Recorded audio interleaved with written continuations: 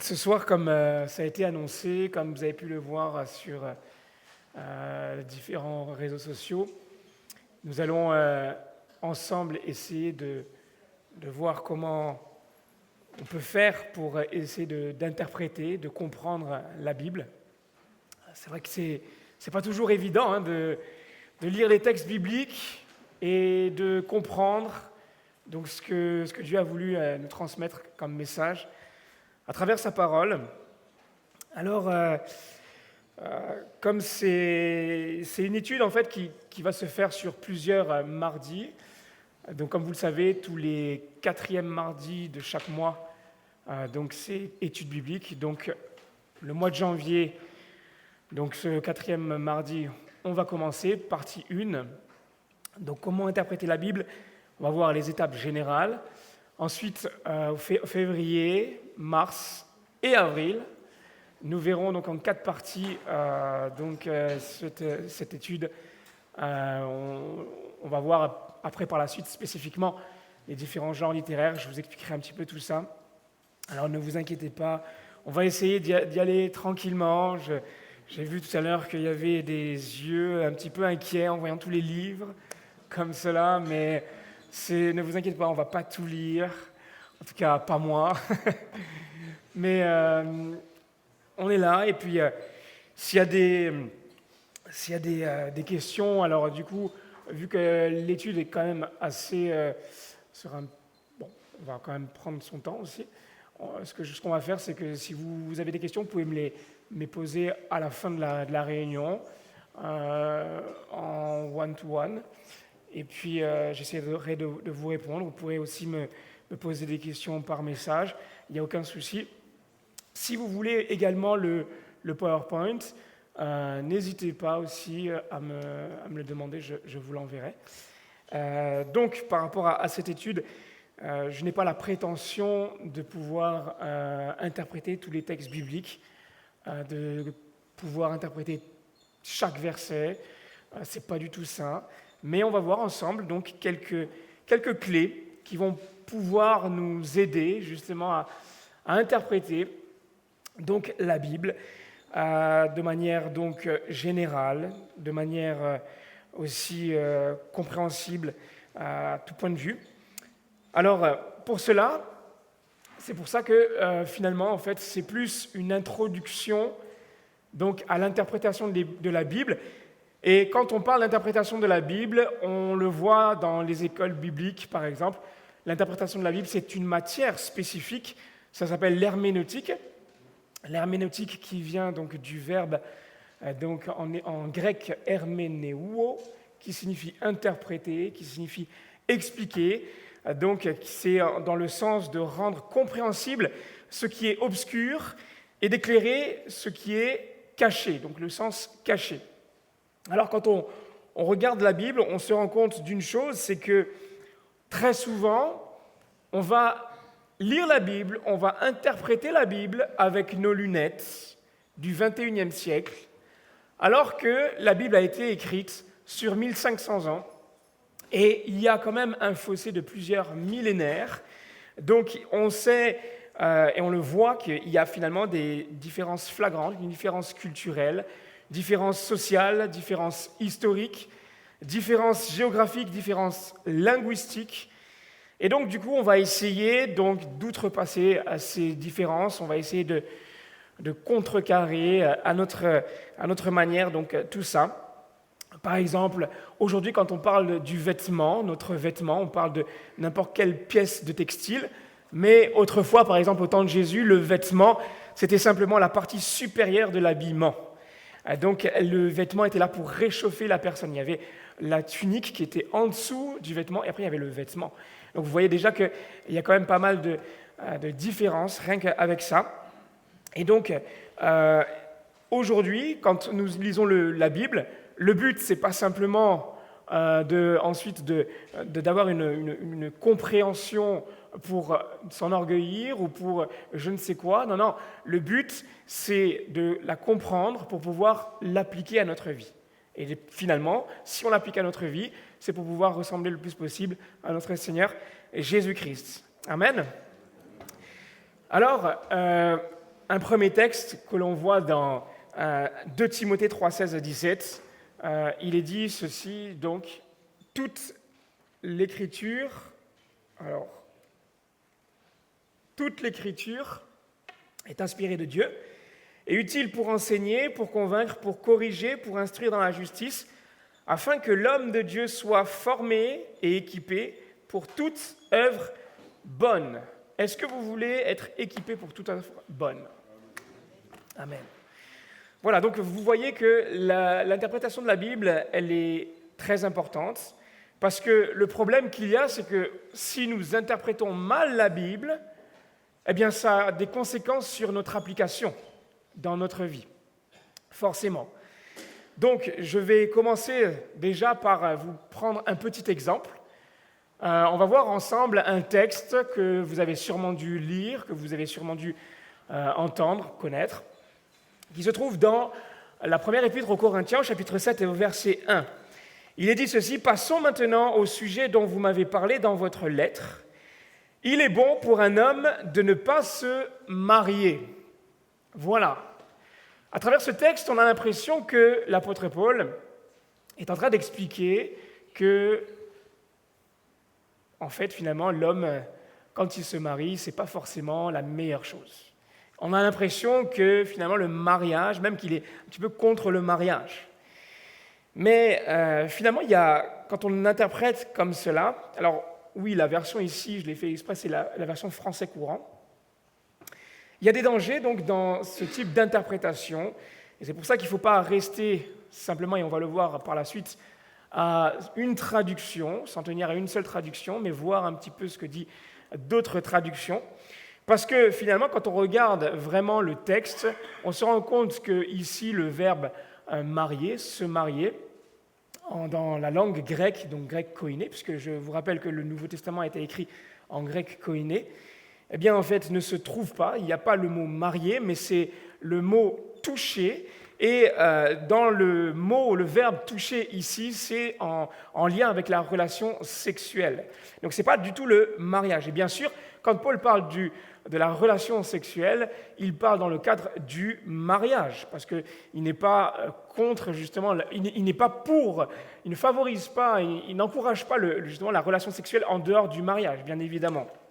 Mais du coup, s'il affirme cela, s'il affirme qu'on ne peut pas toucher sa femme, si on ne peut pas toucher son mari, donc dans le cadre du mariage, quand on regarde les versets suivants, le verset 3, le verset 4, ça semble être un petit peu en contradiction avec ce qu'il dit, parce que juste par la suite, il dit « ne vous privez pas l'un de l'autre ».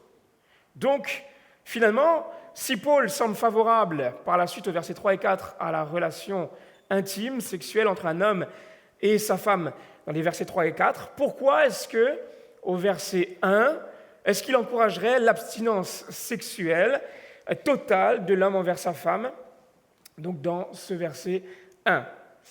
Et finalement, lorsqu'on regarde le début du verset, il est dit ceci: « Passons maintenant au sujet dont vous m'avez parlé dans votre lettre. » Donc en fait, ici, Paul est en train d'expliquer une chose, c'est qu'on va passer à ce que vous dites, les Corinthiens.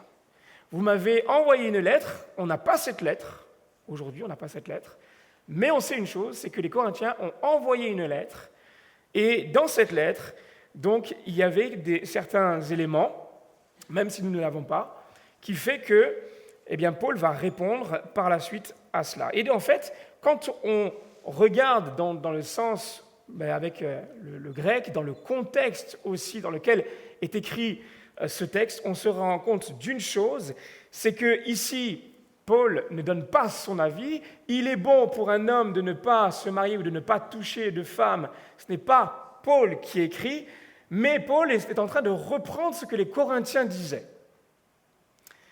Ici, il reprend, donc, par rapport à l'expression « péridé » en grec, au sujet de ce que vous m'avez formulé, donc, eh bien, ensuite, il explique par la suite, voilà, vous dites, il est bon pour un homme de ne pas toucher de femme. Et en fait, c'est un petit peu logique que ce soit les Corinthiens qui disent cela. Pourquoi ? Parce que quand on regarde un petit peu le contexte des Corinthiens, on se rend compte d'une chose, c'est que les Corinthiens ont été marqués par la pensée hellénistique, la pensée grecque, donc qui était issue de Platon, mais aussi, surtout, qui était empreinte d'un proto-gnosticisme assez ancré dans la société, qui fait que, pour eux, dans leur tête, dans leur conception de voir les choses, les Corinthiens pensaient que le vrai moi, leur vraie identité, ce n'est pas le corps, ce n'est pas la matière, mais c'était l'esprit. Et dans l'Église, mais aussi dans différents groupes, mais surtout dans l'Église, on se rend compte qu'il y avait également deux types de groupes de personnes. Il y avait un premier groupe qui disait, justement, puisque le corps ne sert, entre guillemets, à rien, on ne s'en préoccupe pas, alors je peux faire ce que je veux, je peux me vautrer dans le péché, et c'est pour ça qu'on retrouve pas mal de problèmes dans l'église de Corinthe. Je peux me vautrer dans le péché, parce que de toute façon, Dieu, Jésus, regarde simplement à mon esprit, il ne regarde pas à mon corps. Et puis, à l'inverse, il y avait un autre groupe qui, eux, proclamaient l'opposé, c'est-à-dire qu'eux, ils disaient, justement, puisque le plus important, c'est l'esprit, c'est pas mon corps, alors je n'ai pas à me soucier, je n'ai pas à me préoccuper de mon corps. Au contraire, je vais rentrer dans une forme d'ascétisme, c'est-à-dire que je ne vais pas justement essayer de favoriser la chair, je ne vais pas toucher justement mon épouse, mon époux, parce que c'est comme ça que je pourrais être pur, que je pourrais être saint. Donc, finalement, à ce moment-là, Paul est en train de reprendre ce que les Corinthiens déclaraient, mais par contre, quand on arrive au verset 2, il dit ceci, « Cependant, pour éviter toute immoralité, il est préférable que chacun ait sa femme et que chaque femme ait son mari. » Donc, on voit que finalement, que dans la pensée de Paul, c'est un petit peu différent de ce que les Corinthiens pensaient. Donc, vous voyez que quand on lit la Bible, il peut y avoir des textes comme ça qui sont un petit peu troublants.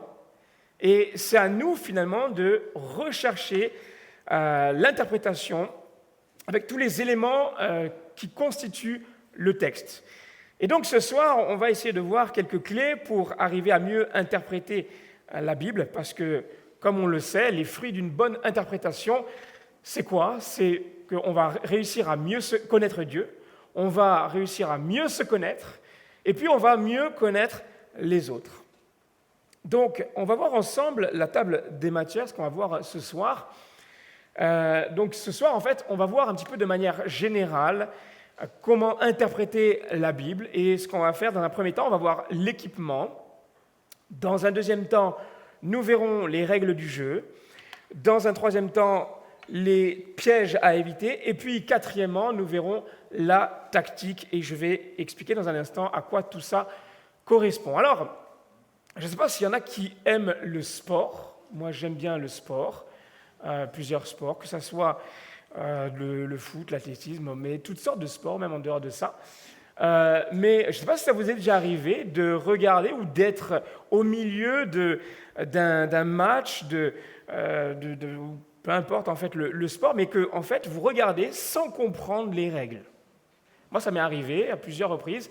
Une fois, j'avais été invité par un ami qui faisait du football américain, et je ne comprenais absolument rien aux règles, mais j'avais été le voir, et puis il était content, et j'étais content avec lui, mais je ne comprenais rien. Donc, du coup, il y a comme certains sports comme ça, où on est là et on se demande comment on fait. Mais pour reprendre un petit peu l'idée du sport, par rapport à la Bible, vous allez comprendre où est-ce que je vais en venir. Quand on prend par exemple le foot, donc cette fois-ci le football qu'on connaît, pour jouer au foot, il faut un équipement. Mais en plus de ça, il y a un objectif à cela. L'objectif, c'est quoi ? C'est de marquer des buts pour pouvoir gagner le match. Mais seulement, pour pouvoir gagner le match, pour pouvoir marquer des buts, il faut respecter certaines règles. Il y a par exemple la règle du hors-jeu, pour ceux qui connaissent. Par exemple, on ne peut pas prendre la balle avec la main, sauf quand on s'appelle Maradona, petite parenthèse, mais ça c'est autre chose. Et aussi, chaque équipe va établir une tactique pour essayer de marquer des buts. Et en fait, avec la Bible, c'est exactement pareil. C'est-à-dire que notre objectif à nous, c'est de bien interpréter la parole de Dieu. Mais pour cela, eh bien, on a besoin d'un équipement qu'on va voir dans quelques instants.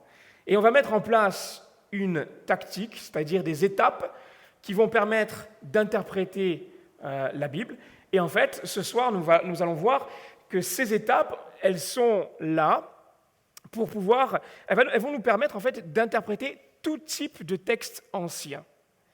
Seulement, pour que ça puisse être conforme à la Bible, c'est là où les règles du jeu entrent en scène, parce que sinon, en fait, si on n'avait pas ces règles, eh bien du coup, c'est comme si on interprétait un texte de Platon. Et ce n'est pas notre but. Notre but, c'est de pouvoir interpréter la Bible donc, de manière correcte, en tout cas le plus possible.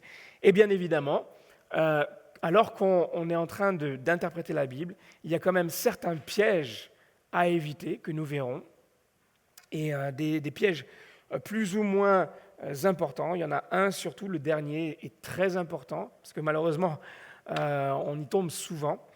Et donc, du coup, ce qu'on va faire dans un premier temps, c'est que nous allons voir l'équipement. Donc, qu'est-ce que nous avons besoin? En tout cas, par rapport à l'équipement, on n'est pas forcément obligé d'avoir l'équipement pour cela, mais ça va nous aider.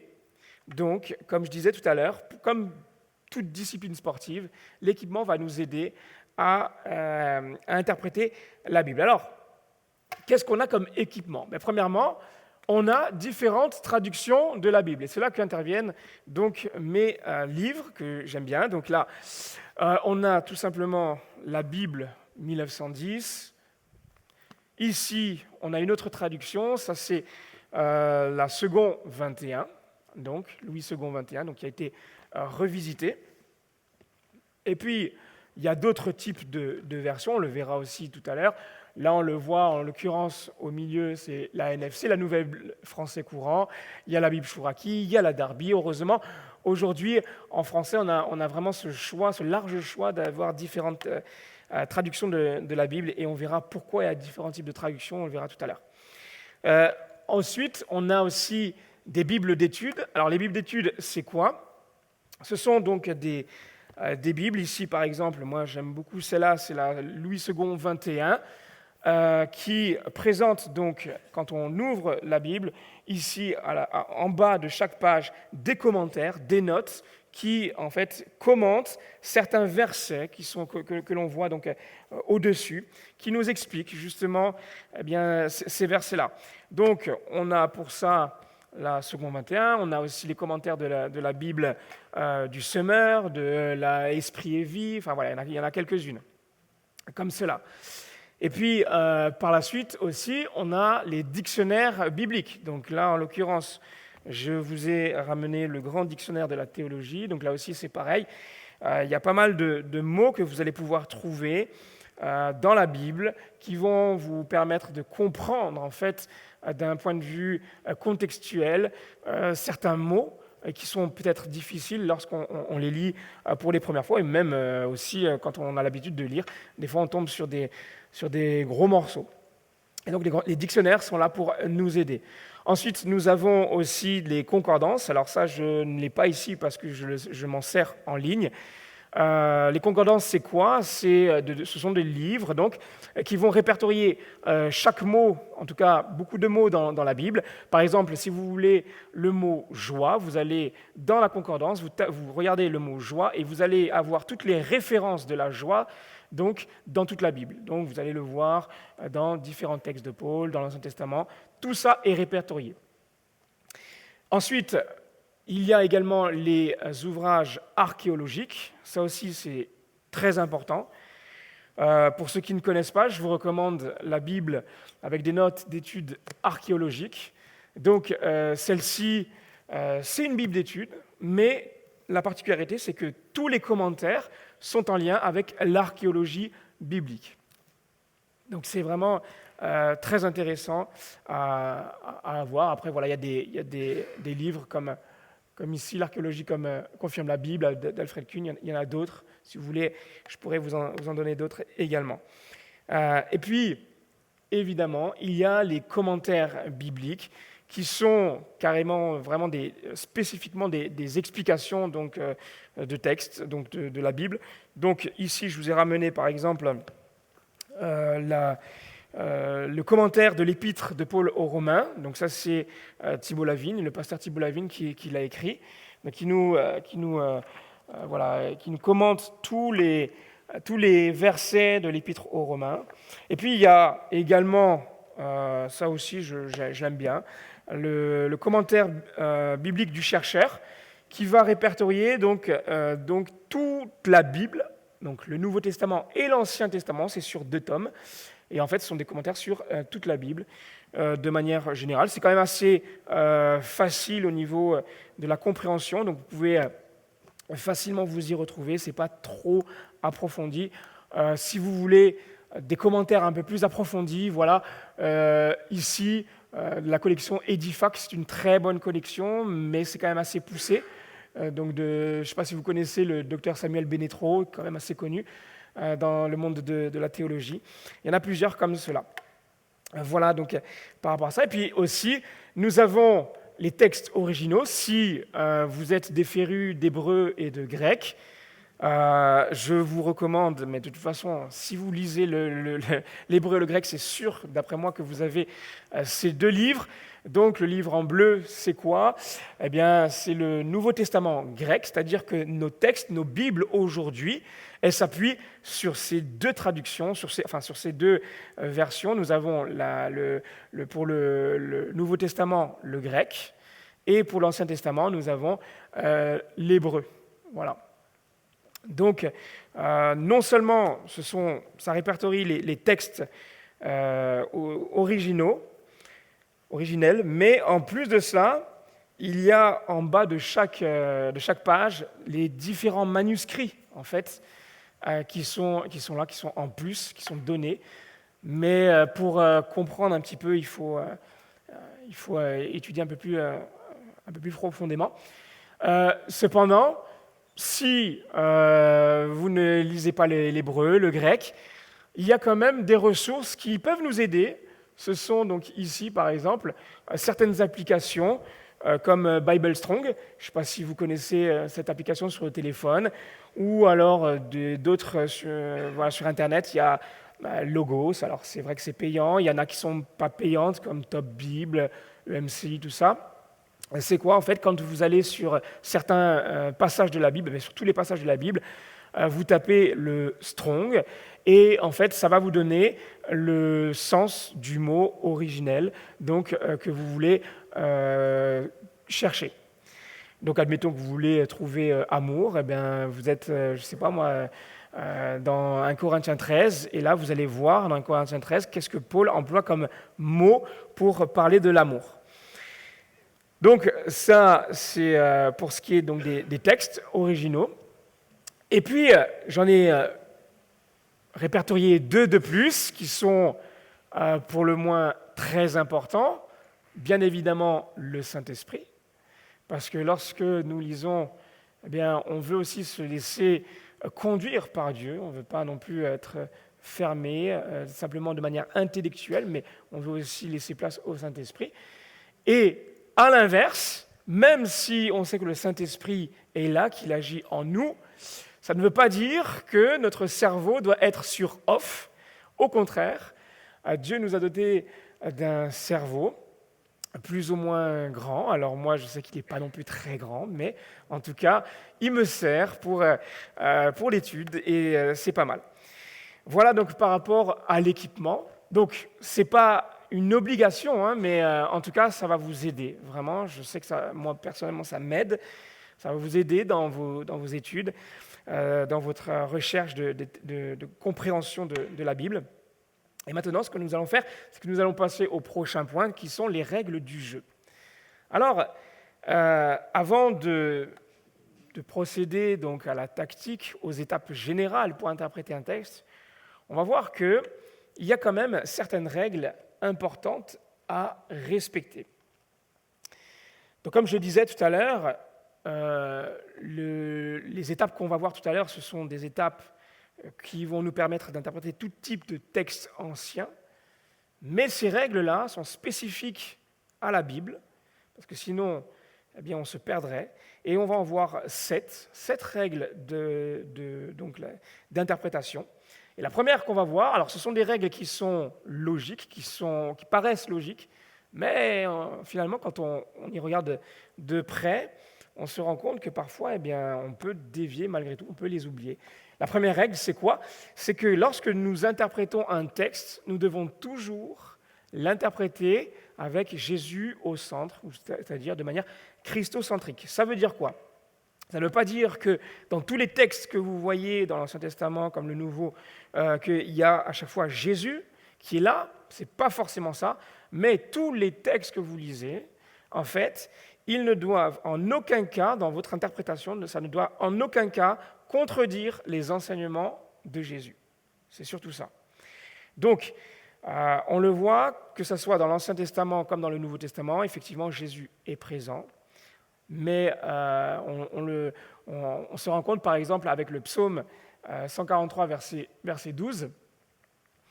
Donc, regardez ce texte, par exemple. David va déclarer ceci: « Tu détruiras tous mes ennemis, tu feras périr tous ceux qui oppriment mon âme, car je suis ton serviteur. » Quand nous sommes face à ce texte, comment est-ce que nous pouvons interpréter cela? Parce que finalement, si on l'interprète de manière littérale, on pourrait se dire, Seigneur, tu m'encourages à la vengeance. Tu peux détruire ce que je n'aime pas. Mais interpréter de manière christocentrique, donc Jésus au centre, ça nous pousse à réfléchir et à se dire, mais qu'est-ce que Jésus a dit dans son enseignement? Jésus a dit, aimez vos ennemis, faites du bien à ceux qui vous haïssent, bénissez ceux qui vous maudissent, et priez pour ceux qui vous maltraitent et qui vous persécutent. Alors, comment faire pour interpréter ce texte de David? Eh bien, on le verra plus tard, parce que là, nous sommes donc dans les psaumes, dans les textes poétiques. C'est un genre littéraire bien spécifique, mais de manière générale, un des enseignements qu'on peut en tirer, c'est que tout simplement, nous voyons ici que David répand son cœur devant Dieu. David ne cache pas en fait ses émotions devant Dieu. Et nous aussi, eh bien, quand nous sommes face à certains problèmes dans notre vie, eh bien, on n'est pas là à cacher nos émotions. On peut dire simplement, Seigneur, voilà, ça ne va pas. Ça ne va pas, en ce moment, je souffre, tu vois, il y a cette situation qui est là. Tu vois, par exemple, je me suis embrouillé avec ma sœur, avec mon frère, et ça ne va pas. Ça ne veut pas dire que Dieu va forcément toujours approuver ce que l'on dit, mais on ne va pas demander la vengeance, on ne va pas demander la mort d'une personne. Non, ce n'est pas ça. Mais par contre, Seigneur, tu vois mon état d'âme, aide-moi justement à vivre ce que toi tu as dit, quand tu as dit « aimez vos ennemis ». Donc c'est un petit peu ça qu'on peut en tirer. Donc, lorsque vous lisez la Bible, une autre façon de lire la Bible, avec Jésus au centre, c'est de se dire que dans l'Ancien Testament, eh bien, quand vous lisez l'Ancien Testament, vous êtes focalisé sur le fait que Jésus n'est pas encore venu à ce moment-là, mais il va venir. Quand vous êtes dans les évangiles, vous savez que Jésus est là. Et quand vous lisez les Épîtres et l'Apocalypse, vous savez que Jésus est venu, mais il reviendra. Donc, première règle, Jésus au centre dans votre interprétation. Deuxième règle que vous allez mettre en place, c'est que toute la Bible est la parole de Dieu. Toute la Bible. Il y a quelques années de cela, il y avait une personne qui est venue me voir et qui m'a dit « mais je ne suis pas convaincu que toute la Bible, c'est un chrétien, que toute la Bible soit vraiment la parole de Dieu. » Et il m'expliquait par A plus B. Et ça me faisait penser justement à un certain Marcion, peut-être que vous avez entendu parler de Marcion, qui était considéré comme un hérétique, un théologien hérétique du IIe siècle, qui lui disait que finalement le Dieu de l'Ancien Testament était un Dieu méchant et qu'il ne pouvait pas Les textes de l'Ancien Testament ne pouvaient pas être inspirés parce qu'ils sont trop à l'opposé du Nouveau Testament.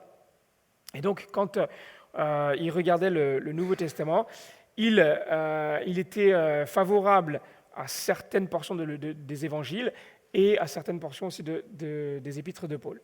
Donc tout l'Ancien Testament, il l'avait banni. Mais pourtant, quand on regarde déjà dans l'Ancien Testament, on se rend compte d'une chose, c'est que 3800 fois, il est fait référence que l'Ancien Testament, en tout cas les Écritures, sont la parole de Dieu. On voit également que Jésus, à plusieurs reprises, va s'appuyer sur l'Ancien Testament, et de même, les apôtres vont également le faire et vont confirmer cela. Et puis, malgré la diversité de la Bible, on se rend compte d'une chose, c'est qu'aucun texte ne se contredise, d'un point de vue théologique. On se rend compte que Dieu a utilisé des bergers, des rois, des prêtres, des prophètes, des apôtres, un échanson, toutes sortes de personnes. Pourtant, aucune contradiction. Il a utilisé différentes langues, l'hébreu, l'araméen, le grec, koiné. Il a utilisé, ces textes avaient différents buts qui étaient la louange, l'exhortation, la répréhension, l'encouragement, l'évangélisation, l'édification. Et malgré toute cette diversité, malgré cette longue période de 1500 ans d'écriture, on se rend compte d'une chose, c'est que toute la Bible, elle est unie. Il y a une unité qui est présente. Et pourtant, il y en a certains qui ont essayé de mettre en opposition certains textes, comme par exemple les textes de l'apôtre Paul avec les textes de l'épître de Jacques. Parce que certains disaient que dans Paul, par exemple, le salut s'obtient par le moyen de la foi, mais pourtant Jacques parle des œuvres. Et en fait, quand on regarde attentivement, on se rend compte qu'ils ne se contredisent pas, au contraire, en fait, ils s'emboîtent, puisque, effectivement, nous sommes sauvés par le moyen de la foi, mais cette foi nous pousse à servir Dieu, cette foi nous pousse à œuvrer pour Dieu. Donc c'est dans ce sens qu'il faut comprendre. Donc, deuxième, comme je le disais, deuxième règle, toute la Bible est la parole de Dieu. Troisième règle, lorsque vous interprétez la Bible, vous devez le faire par la Bible. Et là aussi, ça semble logique, mais malheureusement, j'ai entendu aussi certaines fois des chrétiens, c'était avec étonnement, me dire, oui, mais la Bible, il y a certaines choses qui sont là, mais le Coran dit ça. Ou alors, justement, la Bible des témoins de Jéhovah dit autre chose. Donc, lorsque vous interprétez la Bible, vous l'interprétez non pas par le biais d'autres livres, mais vraiment par la Bible. Donc, par exemple, je prends un exemple tout simple. Si on prend Genèse chapitre 1, verset 3, il est dit, Dieu dit que la lumière soit et la lumière fut. Comment est-ce que nous pouvons prouver ici que Jésus est la parole? Eh bien, nous pouvons le faire à la lumière d'un texte du Nouveau Testament que nous connaissons également, Jean chapitre 1, verset 1 et aussi verset 14. Au commencement était la parole, et la parole était avec Dieu, et la parole était Dieu, et la parole a été faite chair, et elle a habité parmi nous, pleine de grâce et de vérité, et nous avons contemplé sa gloire, une gloire comme la gloire du Fils unique venu du Père. Donc, nous sommes tous appelés à prendre tous les éléments correspondants dans toute la Bible. Par exemple, si vous voulez étudier sur la crainte de Dieu, vous n'allez pas simplement prendre des sujets concernant la crainte de Dieu dans l'Ancien Testament, mais vous allez prendre également dans le Nouveau Testament. Vous allez tout prendre en fait de manière générale. Donc, interpréter la Bible par la Bible. Et puis, quand vous lisez l'Ancien Testament, ce n'est pas évident d'interpréter l'Ancien Testament, mais quand vous l'interprétez, vous devez également le faire à la lueur du Nouveau Testament. Je ne sais pas si vous le savez, mais 1/10 des textes du Nouveau Testament sont des références à l'Ancien Testament. Et on se rend compte que les deux testaments sont liés Nous le savons, l'Ancien Testament est quand même l'ombre des choses à venir, c'est-à-dire que l'Ancien Testament va trouver son accomplissement dans le Nouveau Testament, ce qui fait que le Nouveau Testament explique l'Ancien Testament. Alors, la question à se poser, quand vous lisez l'Ancien Testament, de manière générale, c'est de se demander quel est le principe du Nouveau Testament que je peux en retirer. On prend un exemple, Nombre chapitre 21, verset 9. Moïse fit un serpent d'airain et le plaça sur une perche, et quiconque avait été mordu par un serpent et regardait le serpent d'airain conservait la vie. Comment est-ce que nous pouvons interpréter ce texte ? Est-ce que nous allons le faire de manière littérale, c'est-à-dire nous allons essayer de confectionner un serpent en bronze et le regarder quand ça va mal pour essayer de conserver la vie ? Non, bien sûr que non, on le sait. Mais quand on regarde le Nouveau Testament, Jésus va expliquer ce texte dans Jean chapitre 3, versets 14 à 15. Et comme Moïse éleva le serpent dans le désert, il faut de même que le Fils de l'homme soit élevé, afin que quiconque croit en lui ait la vie éternelle. Donc, nous comprenons une chose, c'est que lorsque nous regardons à Christ, lorsque nous nous appuyons sur Jésus, sur sa parole, sur le fait que Christ a été crucifié, mais Christ a été ressuscité, nous avons cette assurance qu'il nous écoute et qu'il est auprès de nous. Alors, comme je disais tout à l'heure, certains auteurs, certains apôtres vont citer l'Ancien Testament pour éclairer un petit peu le sens. Ici, Jésus le fait. L'apôtre Paul également le fait quand il va parler, par exemple, du mur de séparation. À un moment donné, dans Ésaïe, il va parler de ce mur de séparation. On ne sait pas ce que c'est, mais en fait, Paul va expliquer que finalement, c'est ce que Jésus a fait à la croix. Et pareil pour certaines prophéties de l'Ancien Testament. On va lire ensemble dans Michée, chapitre 5, versets 1 à 2. « Et toi, Bethléem Ephrata, petite entre les milliers de Juda, de toi sortira pour moi celui qui dominera sur Israël, et dont l'origine remonte au temps ancien, au jour de l'éternité. » Alors c'est un texte qui est quand même assez simple, on comprend qu'ici il s'agit de Jésus, mais pour le confirmer, nous lisons dans Matthieu, chapitre 2, verset 6, « Et toi, Bethléem », donc Matthieu reprend ce texte, donc, terre de Juda, tu n'es certes pas la moindre entre les principales villes de Juda, car de toi sortira un chef qui paîtra Israël, mon peuple. Et donc, c'est dans le contexte où Jésus arrive.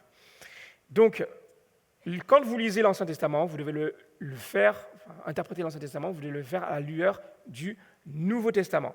Et cinquième règle à prendre en compte, c'est le fait qu'il faut tenir compte de la révélation progressive. Ça veut dire quoi ? Ça veut dire tout simplement que Dieu révèle son plan de manière progressive dans la parole. Au début, lorsque vous commencez la Genèse, vous avez simplement certaines bribes de qui est Dieu, de l'identité de Dieu, de son plan.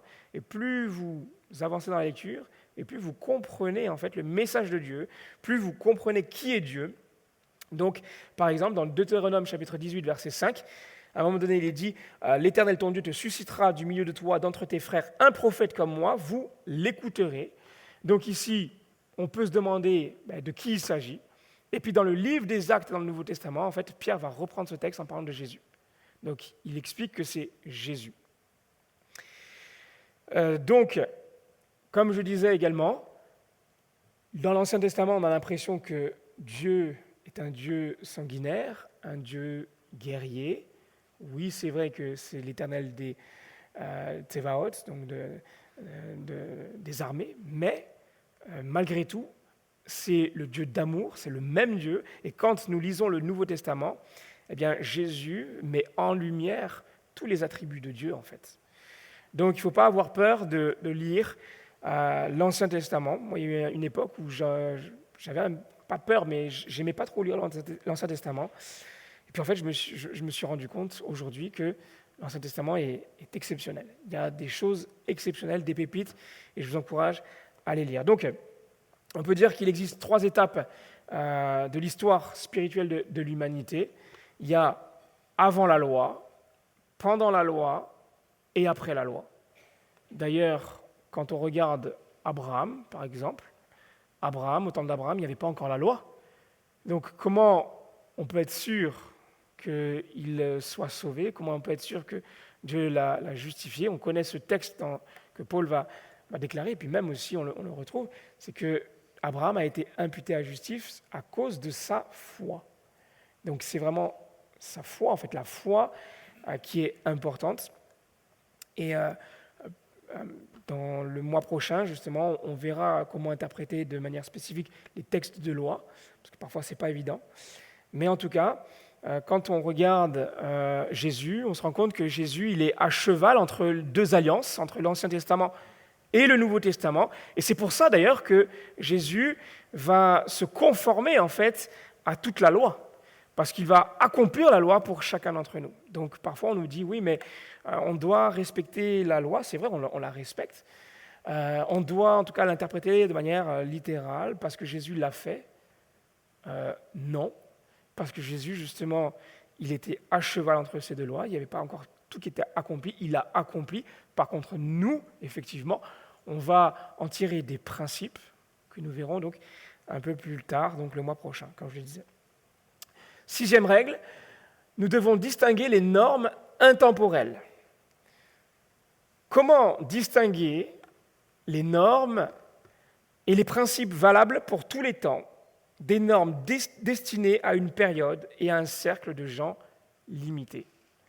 Eh bien, déjà, un des principes, et on va rester sur ça, fondamental, c'est que tout ce que Jésus et les apôtres également, vont reprendre de l'Ancien Testament, vont confirmer, vont appliquer, eh bien en fait, c'est valable pour nous encore aujourd'hui. Par la suite, s'il y a des choses qui ne sont pas reprises par Jésus, par les apôtres dans le Nouveau Testament, on va essayer d'en tirer un principe. Donc, toute norme qui tend, par exemple, à faire apparaître un groupe de personnes inférieures à un autre, de par sa nationalité, de par son sexe, de par son âge ou le statut économique, doit être examinée, par exemple, à la lumière de ce verset. Tu aimeras ton prochain, je ne l'ai pas mis, c'est pas grave, tu aimeras ton prochain comme toi-même, dans Matthieu chapitre 22, verset 39. Donc, 6e règle à bien prendre en compte, c'est distinguer les normes intemporelles. Ensuite, 7e, donc la dernière règle, comme ça on en a fini après avec les règles, nous devons interpréter dans la communion de l'Église. Ça veut dire quoi? Ça veut dire tout simplement que depuis que l'Église est en place, Dieu nous a permis de bénéficier de docteurs de la loi, de théologiens, qui nous ont partagé certains enseignements sur certains principes de base, comme par exemple la Trinité, comme la croix. Et en fait, à partir de là, on peut faire confiance à ces personnes-là. Maintenant, je parle vraiment des principes fondamentaux de base. Après, il y a des points de vue, et encore même là, il y a des divergences dans certains domaines. Mais en tout cas, on doit faire quand même de manière confiance à cela. Et par contre, quand les avis diffèrent sur certains points de doctrine qui sont secondaires, eh bien, c'est à nous de poser le pour et le contre. Je me rappelle, par exemple, il y a des années, quand j'étais à l'école biblique à Jérusalem, j'avais été surpris, c'est pas vraiment surpris, mais c'était intéressant, parce qu'à un moment donné, je voulais connaître le point de vue de... Non, c'est pas ça, c'était le... Ouais. En fait, c'était mon prof d'Ancien Testament qui nous avait partagé à un moment donné son point de vue sur un verset du Nouveau Testament.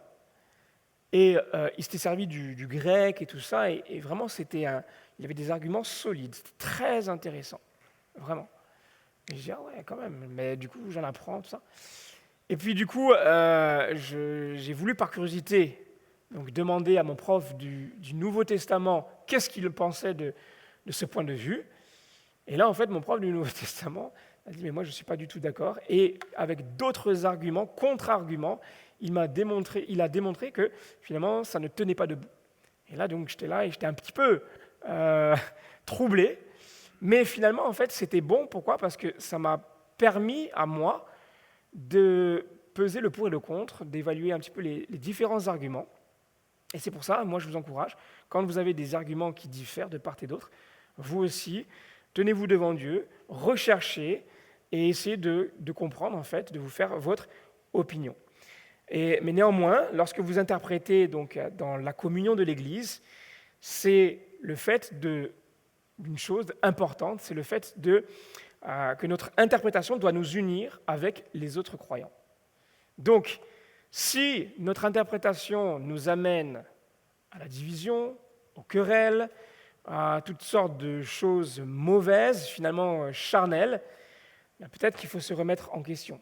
Alors parfois, c'est vrai, ça ne veut pas dire qu'on a forcément tort, parce que parfois c'est simplement qu'on manque de sagesse, mais parfois, voilà, il faut savoir se remettre en question. Et alors, vous allez peut-être me prendre l'argument, le contre-argument de Luther, mais Luther, c'était quand même dans un contexte bien spécifique, puisque à l'époque, le peuple n'avait pas le droit à la parole. Il y avait la corruption qui était présente dans l'Église. Donc, il fallait vraiment, en fait, que Luther puisse s'opposer à l'époque à l'Église. Quelqu'un a dit un jour ceci, je trouve ça intéressant: dans les choses essentielles, unité; dans les choses secondaires, liberté; en toutes choses, charité. Voilà. Demain, vous venez me voir et avec certains arguments sur n'importe quel texte dont moi je vais peut-être avoir des arguments différents, enfin en tout cas une opinion différente, c'est pas grave, on n'est pas là pour se prendre la tête. Au contraire, on est là pour s'entraider, on est là pour se fortifier. Et moi-même, je vais essayer aussi de me remettre en question. Je sais qu'il y a à plusieurs reprises, il y a beaucoup de textes, voilà, que je suis toujours en train de me poser la question: Anaël, est-ce que vraiment tu as raison sur ça? Non, je ne peux pas dire que j'ai raison sur tout, pas du tout, au contraire. Et puis, on est là pour apprendre toujours. Donc, à nous de mettre en place le nécessaire pour pouvoir interpréter au mieux. Donc voilà, je fais un petit récapitulatif du cadre, des règles. Donc, lorsque vous interprétez, vous allez interpréter de manière christocentrique. Vous allez vous dire que toute la Bible est la parole de Dieu. Vous allez interpréter la Bible par la Bible. Vous allez interpréter l'Ancien Testament par le Nouveau Testament. Vous allez tenir compte de la révélation progressive, ainsi que des normes intemporelles, et puis vous allez interpréter dans la communion de l'Église. Nous passons au troisième point, qui sont les pièges à éviter. Alors, le premier piège à éviter, c'est quoi? C'est le fait de trop faire parler l'étymologie. Je ne sais pas si on voit bien. Bon. De trop faire parler l'étymologie. L'erreur, c'est de se dire que le sens d'un mot peut être saisi simplement par son étymologie. Je prends un exemple, dynamis. Aujourd'hui, ça a donné dynamite. Donc, parce que ça a donné dynamite, on peut se dire que dynamis, c'est un caractère explosif, et donc le Saint-Esprit est quelqu'un d'explosif. Voilà. Donc ça, c'est complètement faux. Surtout que, aussi, par la suite, quand on regarde simplement l'étymologie, on se rend compte que ce n'est pas toujours bon. Pourquoi?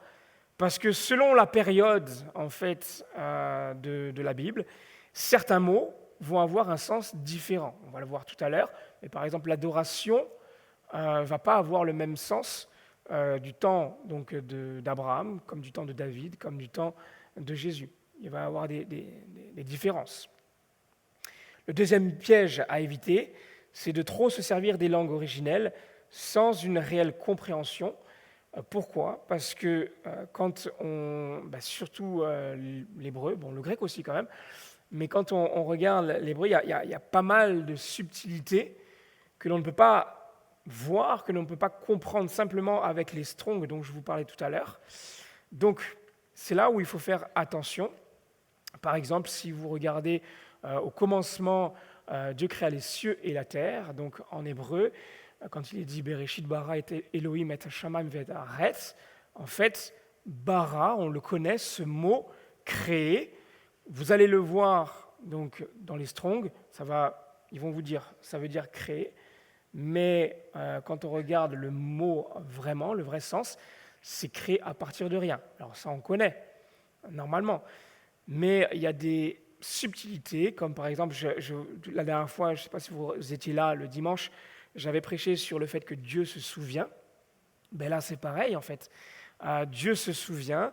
C'est pas simplement un souvenir comme nous on l'entend, mais c'est le fait que Dieu va mettre en place les circonstances et tout en œuvre pour sauver et pour bénir une personne. Et puis aussi dans Josué 24,15, quand il est dit « Moi et ma maison, nous servirons l'Éternel », en fait, quand on regarde aussi en hébreu, servir, nous servirons, avad, c'est aussi adorer. Donc, moi et ma maison, nous servirons, oui, mais nous adorerons également l'Éternel. Donc, c'est intéressant de voir certaines choses, mais malheureusement, si on va trop loin parfois, si on ne connaît pas trop, eh bien, on peut passer à côté de certaines choses, ou alors on peut dévier. Troisièmement, le troisième piège, c'est le fait de défendre un point de vue à partir d'un choix sélectif et orienté de texte. J'en ai un petit peu parlé tout à l'heure. Si vous voulez parler, par exemple, de Pierre, si vous voulez étudier l'apôtre Pierre, vous allez devoir prendre Pierre dans sa globalité, pas simplement lorsqu'il a péché, ou pas simplement après la Pentecôte. Voilà. Pierre a eu des faiblesses, c'est vrai, mais avec l'aide du Saint-Esprit, il a accompli de grandes choses. Quatrième piège à éviter, c'est de tirer un enseignement de ce que la Bible ne dit pas. Par exemple, la Bible ne dit pas qu'il y a 4 évangiles. Est-ce que cela signifie qu'il y a d'autres évangiles? Est-ce qu'on peut dire que l'évangile de Thomas, l'évangile de Judas sont acceptables?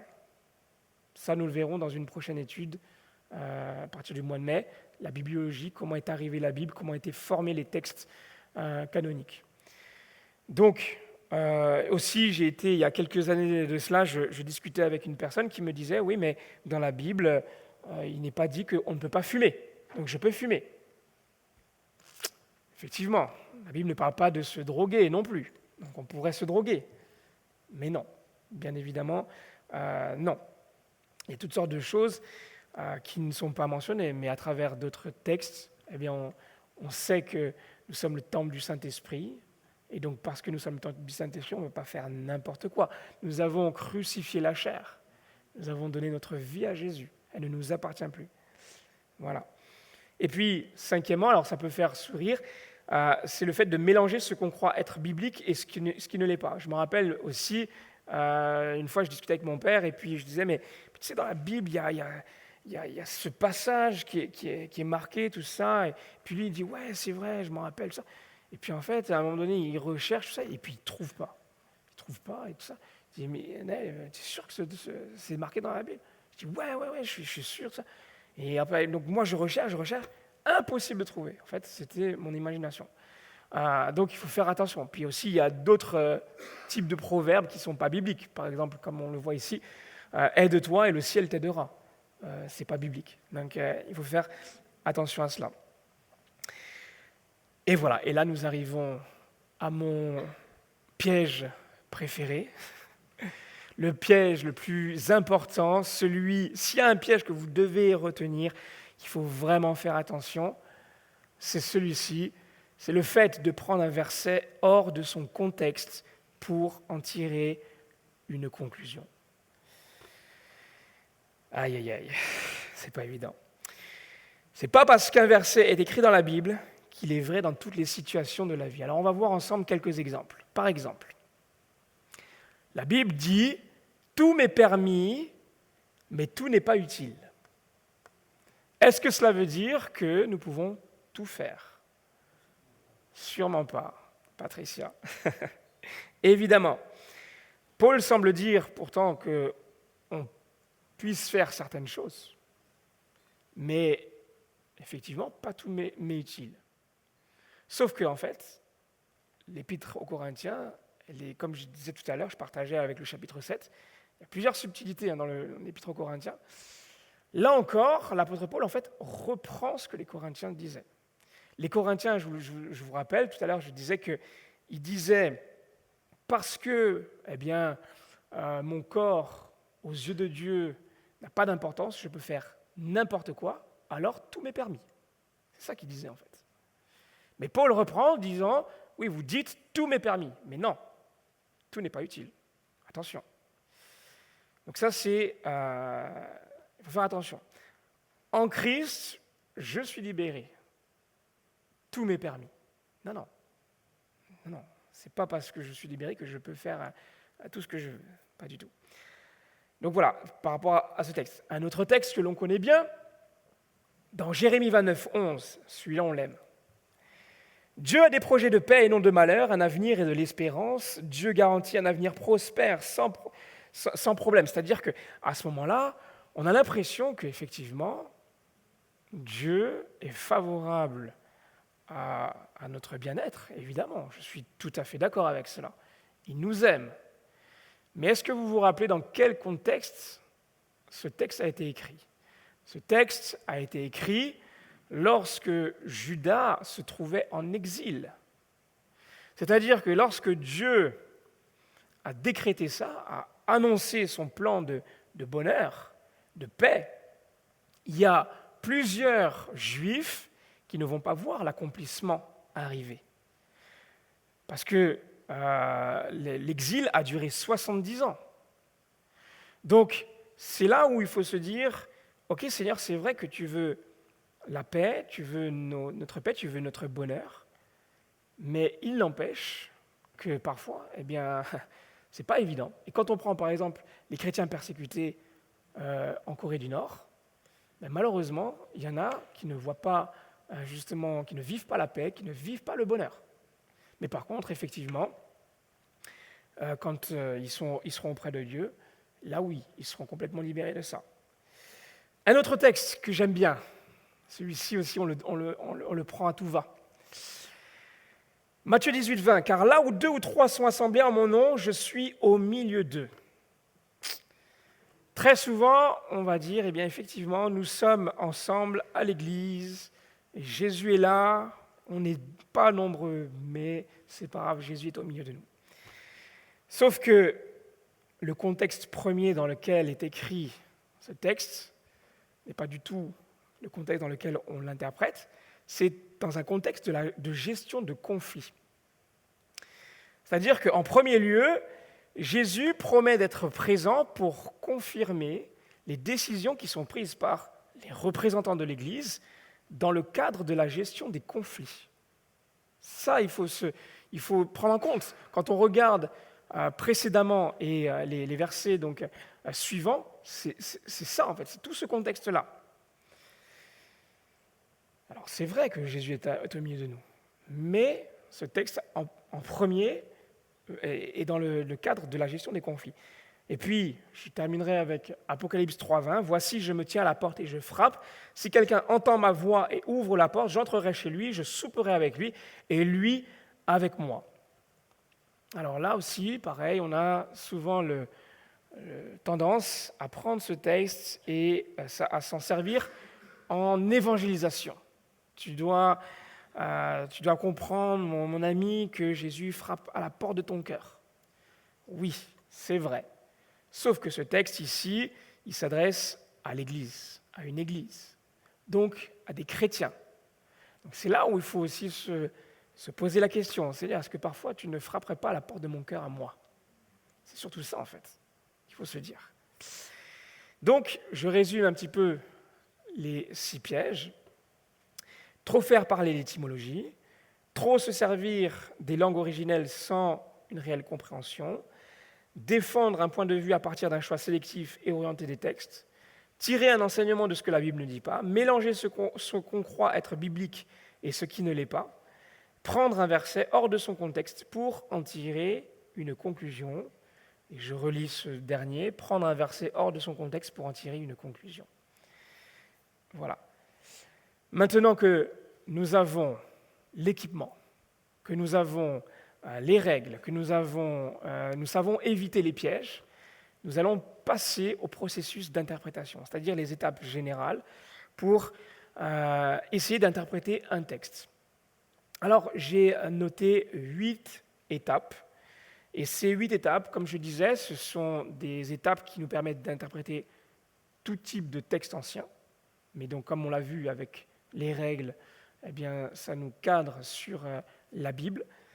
Et on va essayer ensemble, voilà, tranquillement, donc de voir ces étapes de manière générale. C'est-à-dire que vous pouvez prendre n'importe quel type de texte avec ces étapes. Vous allez plus ou moins, en tout cas, pouvoir interpréter le texte. Bien évidemment, si vous voulez approfondir certains textes, il va falloir connaître et approfondir les genres littéraires, et c'est ça qu'on verra donc par la suite dans les mois qui arrivent. Alors la première chose que vous allez devoir faire, première étape, c'est quoi? Oui, la tactique, c'est le fait de s'assurer de la fiabilité du texte. Alors, tout à l'heure, je vous parlais des différentes traductions. Aujourd'hui, peut-être que certains se posent la question de savoir pourquoi est-ce qu'il y a différentes traductions. Eh bien, tout simplement, c'est parce que certains traducteurs ont voulu être plus littéral, d'autres ont voulu expliquer avec des mots actuels, et puis certains auteurs ont essayé de trouver un équilibre entre le littéral et le contemporain, et donc ils ont fait ce mix, cet équilibre donc, entre les deux. Donc, par exemple, on trouve le premier type de traduction, l'équivalence dynamique. Donc, c'est ce que je vous disais, elle va privilégier le sens global et la fluidité en respectant l'intention originelle plutôt. Donc, c'est par exemple la version Summer, la version Louis II 21, la version NBS, Nouvelle Bible Second. Après, il y a les traductions libres. Donc ça, ce sont des traductions qui vont donner le sens, mais qui vont quand même ajouter une interprétation. Donc c'est vraiment pour ça, à la limite, ce sont plus des Bibles pour les personnes qui lisent pour la première fois en fait les Écritures à offrir, comme la Français courant. Et puis il y a aussi ou la Nouvelle Français courant. Et puis il y a aussi les traductions à équivalence formelle, donc qui sont très littérales, comme par exemple la Chouraki. Bon, je vous déconseille quand même Chouraki, c'est quand même moi qui aime l'hébreu, je trouve ça imbuvable. Après, il y a la Darby aussi, mais bon, c'est quand même intéressant. Donc voilà, c'est très très littéral. Donc par exemple, regardez, on va prendre un petit exemple. Genèse chapitre 6, verset 4. J'ai pris exprès, ce texte c'est compliqué. On ne va pas interpréter, parce que encore aujourd'hui, les plus grands théologiens essayent de comprendre ce texte, mais vous allez voir qu'il y a quand même des différences au niveau des traductions. Louis II, 1910, va dire ceci. « Les géants étaient sur la terre en ces temps-là, après que les fils de Dieu furent venus vers les filles des hommes et qu'elles leur eurent donné des enfants. Ce sont ces héros qui furent fameux dans l'Antiquité. » À travers cette traduction, on a l'impression que, finalement, les fils de Dieu et les filles des hommes se sont accouplés et ont donné des géants. Des géants qui sont devenus des héros et qui sont devenus célèbres dans l'Antiquité. Bon. Quand on prend la version Summer, regardez la subtilité.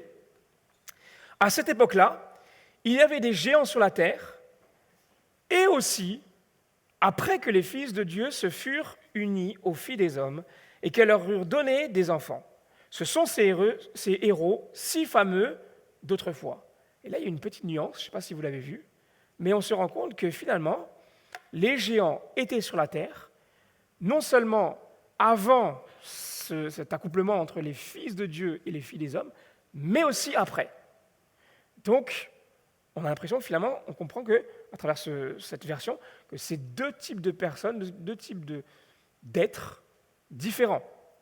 La Louis II 21 est un petit peu dans la même optique. Il y avait des géants sur la terre à cette époque-là. Ce fut aussi le cas après que les fils de Dieu se furent unis aux filles des hommes et qu'elles leur eurent donné des enfants. C'étaient les célèbres héros de l'Antiquité. Vous voyez un petit peu? Donc c'est pour ça que quand vous êtes face à un texte que vous ne comprenez pas forcément, prenez d'autres traductions et mettez-les en comparaison. Deuxièmement, il va falloir observer le texte. Donc, quand on parle d'observer le texte, premièrement, c'est quoi? C'est qu'on va essayer de clôturer le texte. Ça veut dire quoi?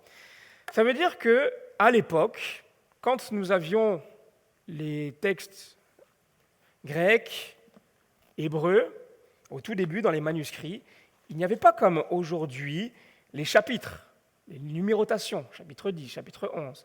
Il n'y avait pas non plus les versets, la numérotation des versets. Mais tous les textes étaient écrits les uns à la suite des autres. Donc, il fallait arriver à comprendre, en fait. Et aujourd'hui, nous avons une numérotation, mais malgré tout, malgré cette numérotation, c'est quand même intéressant et important d'essayer de clôturer, c'est-à-dire de trouver vraiment le début d'un texte et la fin de ce texte. Par exemple, on va le voir dans un instant, quand on prend le récit de Nicodème.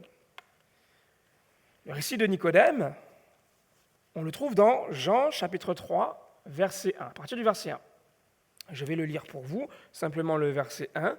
Il est dit ceci: « Mais il y eut un homme d'entre les pharisiens, nommé Nicodème, un chef des Juifs, qui vint, lui, auprès de Jésus de nuit, et lui dit, Voilà. Donc, quand on lit le chapitre 3, on a l'impression que le récit de Nicodème commence à ce moment-là, au verset 1. Sauf que la question que je me pose, je ne sais pas si vous l'êtes déjà posée, pourquoi est-ce qu'un récit, pourquoi est-ce qu'un texte commencerait par un « mais » Ça semble un petit peu étrange. Et c'est là où vous allez regarder donc les versets précédents. Donc vous allez chapitre 2, à partir du verset 23, et vous lisez ceci: « Pendant que Jésus était à Jérusalem, à la fête de Pâques, plusieurs crurent en son nom, voyant les miracles qu'il faisait.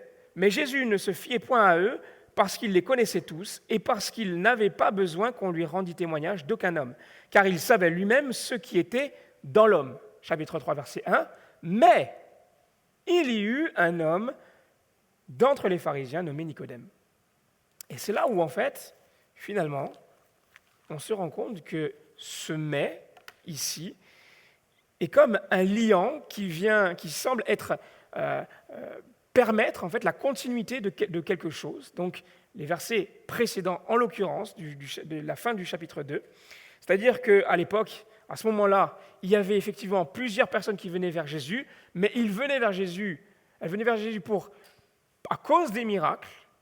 Et parmi toutes ces personnes, parmi cette foule qui venait à cause des miracles, il y avait ce Nicodème qui, lui, est venu, effectivement aussi à cause des miracles, mais il y avait une particularité, la différence, c'est que le cœur de Nicodème, il était vrai. Donc, en fait, Jean est en train d'expliquer, de mettre un point d'honneur sur la différence entre la foule et Nicodème. Et donc, finalement, la borne en amont, donc le texte, le récit, ne commence pas forcément au chapitre 3, verset 1, mais plutôt au chapitre 2, verset 23, et il finit au chapitre 3, verset 21, puisque à la suite, au verset 22, c'est un autre récit qui commence. Mais regardez, si on n'avait pas établi donc ces deux bornes, cette clôture, on serait passé à côté de quelque chose. Pourquoi? Parce que si on applique pour nous aujourd'hui, qu'est-ce qu'on pourrait dire? Eh bien aujourd'hui, nous pouvons tous être attirés par le miracle, par les miracles que Dieu fait. Mais où est-ce que se trouve notre cœur? Est-ce que notre cœur se trouve porté vers le miracle en soi, ou est-ce que notre cœur se trouve vers le Dieu du miracle?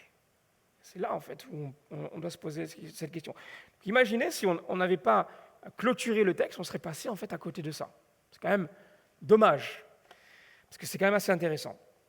Une fois que vous avez établi votre clôture, donc commencement, fin, vous allez prendre en compte le club des 6. Le club des 6, c'est quoi? Ce sont ces petites questions. Qui, quoi, où, quand, comment, pourquoi. Donc, qui? On va commencer par le qui. Qui a écrit ce texte? À qui s'adressait-il? Qui sont les personnages? Par exemple, quand on regarde l'évangile de Matthieu, à un moment donné, Jésus va dire « Je suis venu pour accomplir la loi et les prophètes, non pas pour l'abolir. » Eh bien, quand on sait qui a écrit cela, Matthieu, et à qui il s'adressait, aux Juifs, on comprend en fait pourquoi est-ce que Jésus déclare cela dans cet évangile et pas dans un autre. Parce que cet évangile s'adressait exclusivement, tout d'abord, aux Juifs. Et il voulait faire comprendre, en fait, donc l'importance, en fait, ici. Donc,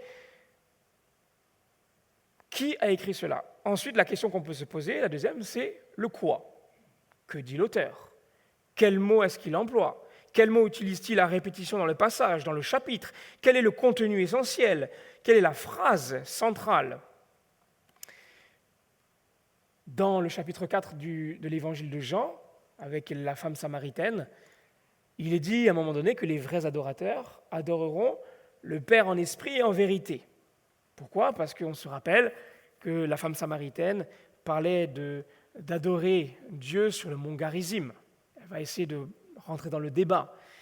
Et finalement, ici, Jésus, qu'est-ce qu'il fait? Il annonce quelque chose de complètement nouveau. Et la phrase centrale ici, donc en l'occurrence, celle que je viens de citer, les vrais adorateurs adoreront le Père en esprit et en vérité, nous fait comprendre une chose, c'est que aujourd'hui, Jésus annonce quelque chose de nouveau, c'est que nous pouvons adorer Dieu de partout par le Saint-Esprit, et qui nous conduit donc dans cette vérité. Un autre texte, par exemple, quand il est dit dans Ésaïe chapitre 6, verset 8, « Me voici, envoie-moi ». En fait, « Me voici, envoie-moi », c'est finalement la phrase centrale du chapitre 6. Pourquoi? Parce qu'elle est issue de l'expérience d'Ésaïe, l'expérience précédente, quand il va voir le Seigneur. Quand il va voir le Seigneur, il va avoir cette révélation, et après, il va dire « Seigneur, me voici, envoie-moi ». Mais on comprend aussi que c'est la phrase centrale parce que sans cette déclaration, la suite du passage, du chapitre 6, n'aurait pas eu lieu. Parce que une fois que Ésaïe va déclarer cela, Dieu va ensuite donner ses instructions. Donc c'est là où c'est important de repérer cela. Ensuite, on peut se poser aussi la question où? Où se passe la scène? D'où viennent les personnages? Où vont-ils? Où se tient l'orateur? Où écrivait l'auteur? Où étaient les destinataires? Dimanche, Anthony nous parlait justement de la joie, et il nous avait partagé le fait que Paul, à un moment donné, il va exhorter donc les chrétiens de Philippe à se réjouir en tout temps, dans le Seigneur. Mais quand on comprend, quand on sait où est-ce qu'il se trouve, en prison, ça prend une dimension complètement différente. Parce que c'est une chose de se réjouir quand tout va bien dans le Seigneur, mais c'en est une autre quand tout va mal. Vous voyez? Et justement, c'est là où on peut se dire, Seigneur, même si ça va mal, tu me donnes la force de pouvoir me réjouir en toi. C'est toi, en fait, qui me donne cette force. Ensuite, notre question, le quand. Quand a eu lieu l'action? Est-ce un moment de la journée? Est-ce que c'est un moment de la semaine? Un moment de l'année? Là encore, on connaît je reviens à la femme samaritaine. Il est dit que la femme samaritaine va venir au puits à quel moment de la journée? Elle va venir à midi. Sauf que à midi, c'est là où le soleil est à son zénith, c'est là où il fait le plus chaud. Pourquoi est-ce que cette femme vient à cette heure précise? Elle sait très bien qu'il ne va y avoir personne. Et pourquoi, en fait, elle vient quand il n'y a personne? Eh bien, quand on regarde la suite du texte, on se rend compte que finalement, sa vie n'était pas tout à fait en règle. Puisque Jésus, par la suite, va révéler sa vie. Tu as eu 5 maris, et là, la personne avec qui tu es, n'est pas ton mari. D'ailleurs, là aussi, petite parenthèse, c'est normal qu'elle puisse pas se marier une 6e fois parce que ça faisait partie de la loi. On ne peut pas se marier 6 fois. Bon, bref.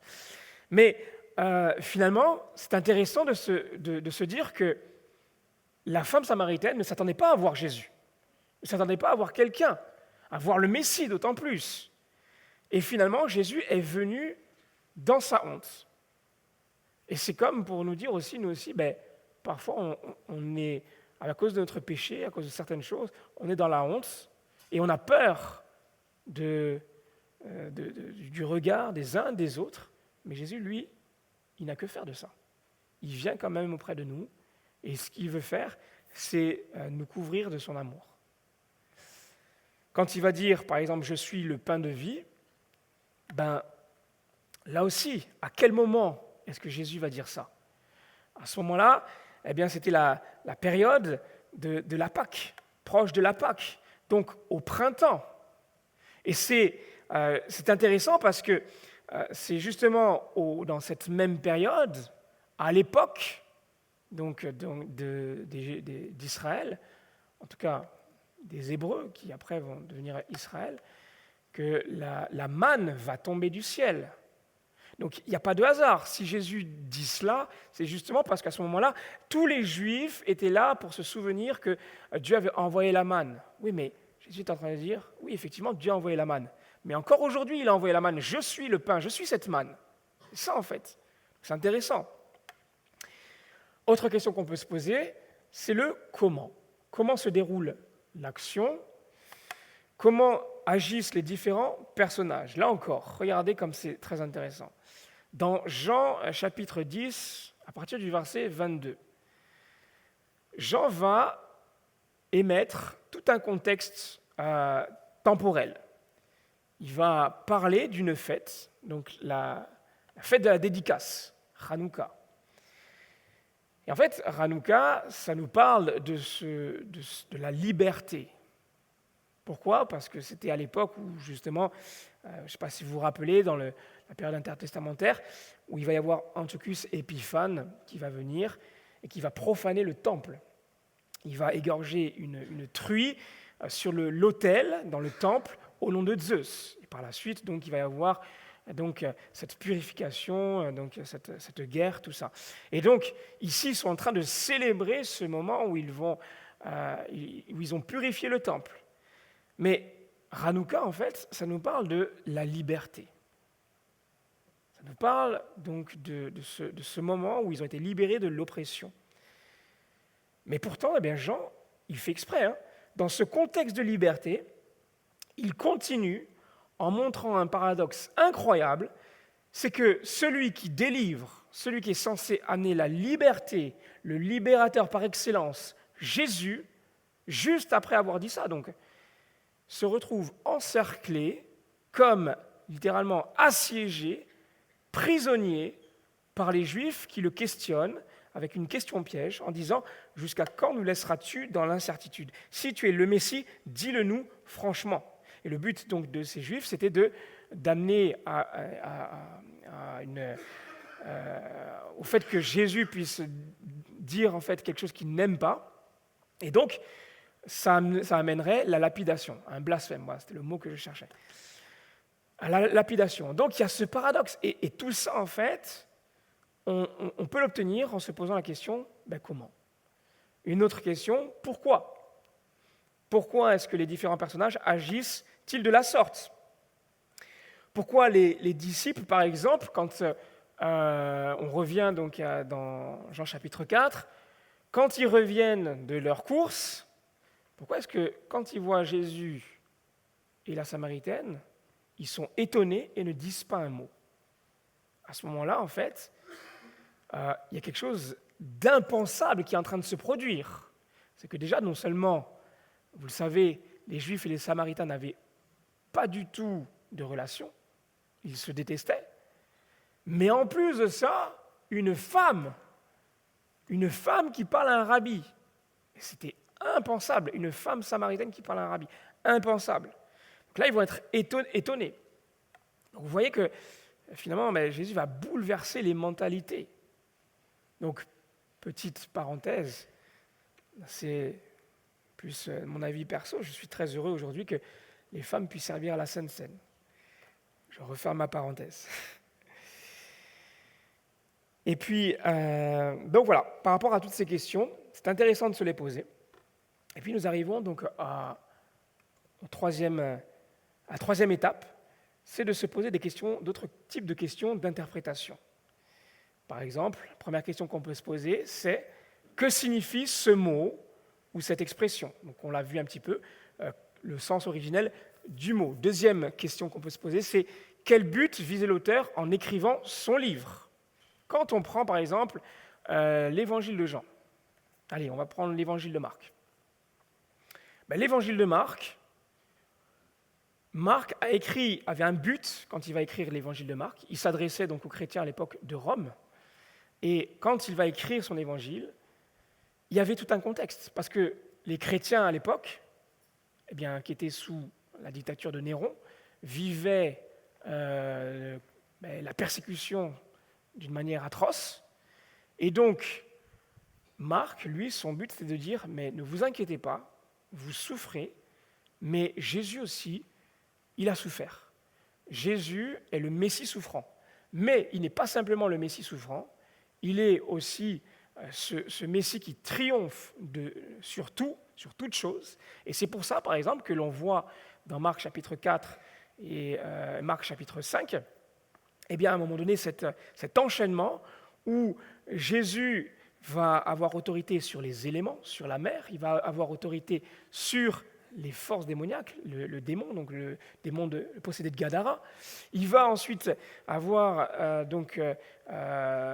autorité sur la maladie, donc la femme à la perte de sang, et il va avoir autorité sur la mort, la fille de Jairus.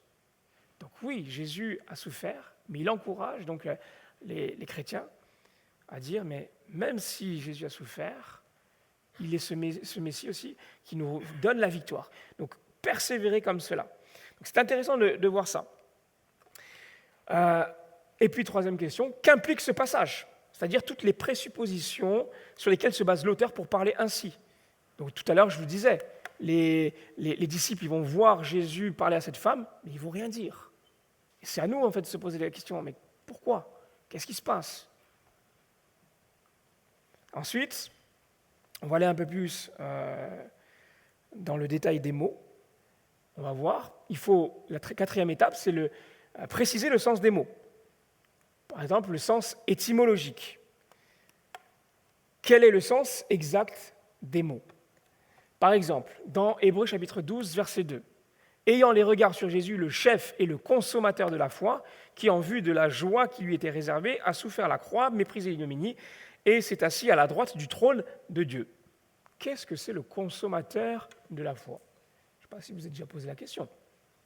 Mais pour nous, consommateurs, ça a un sens un petit peu différent d'ici. Parce que le consommateur à l'époque, le consommateur de la foi, c'était celui qui achève, celui qui couronne son œuvre. En l'occurrence, c'est Jésus. Donc, vous voyez que ça a une dimension un petit peu différente.